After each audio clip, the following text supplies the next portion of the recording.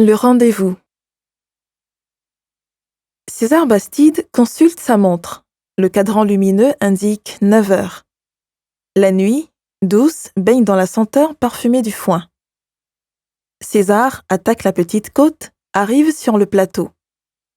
Il bénéficie d'une vue époustouflante sur le lac Léman, ceint par les lumières des habitations de son pourtour. À l'est, il distingue les éclairages multicolores de Lausanne, le chef-lieu vaudois, ville universitaire. Tout près de lui, la tour du château veille sur Eaubonne. César laisse échapper un soupir de soulagement en apercevant la masse sombre du platane, sentinelle muette et frémissante. C'est là qu'il a rendez-vous avec Sandrine Marsay, son amour, sa raison d'être, le soleil de sa vie. Arrivé au pied de l'arbre, César regarde à nouveau sa montre. Il est en avance de 10 minutes. Sandrine ne devrait pas tarder. César s'assied sur un banc devenu leur banc. La peinture commence à s'écailler. Des initiales, des dates, quelques cœurs gravés meurtrissent le bois.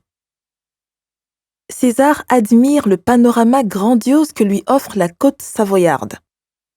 Du Bouveret en allant vers l'ouest, il y a Évian et les feux de son casino, puis Thonon.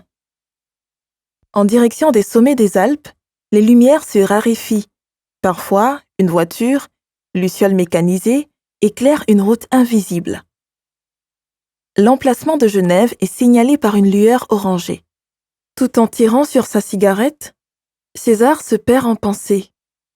Il se revoit 2 ans plus tôt. Lui et Sandrine avaient fréquenté le collège d'Eaubonne, situé dans la cour intérieure en forme de proue de vaisseau du château, construit par le marquis Henri Duquesne, fils aîné de l'amiral de Louis XIV. Ensuite, César avait effectué un séjour linguistique de 6 mois à Saint-Moritz, station huppée de Haute-Engadine, honorée par la présence de nombreux hôtes célèbres. Cette séparation anodine leur fit prendre conscience de leur amour qui se déclara lors des préparatifs de la fête des jeunesses ayant lieu chaque année dans une localité différente de la côte. Ce fut le tour d'Eaubonne. Le fait de se côtoyer leur fit chaud au cœur. Ils aimaient s'effleurer, même sans se parler, seulement pour le plaisir de savoir que l'autre se trouvait à côté. En se touchant, ils touchaient l'amour. Un soir, ils se retrouvèrent dans les bras l'un de l'autre, s'avouèrent leur passion, se jurèrent fidélité éternelle. César et Sandrine restaient des heures entières, le nez planté dans les étoiles, à envisager leur avenir qui ne saurait qu'être heureux. Ils effeuillaient la marguerite, cherchaient le trèfle à 4 feuilles, guettaient les étoiles filantes. Vinrent ces 2 jours enchanteurs. Le soleil hilar avait grillé la terre de sa chaleur de haut fourneau. Le ciel azur, sans nuages, s'amalgamait au bleu sombre des montagnes, au bleu turquoise du lac. Un vent chaud courait la campagne, chauffait le sang, ébouriffait les coiffures, gonflait les robes amples.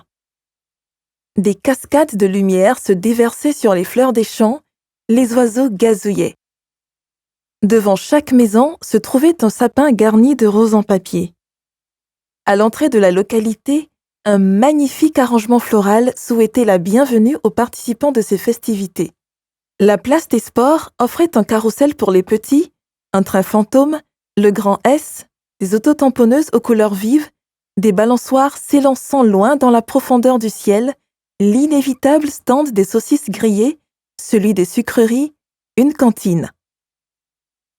Des haut-parleurs déversaient une musique entraînante assourdissant les participants. Le cortège fut une réussite. Le soir, un orchestre alternant rythme et romantisme conduisit le bal. « Viens !» s'était écriée Sandrine.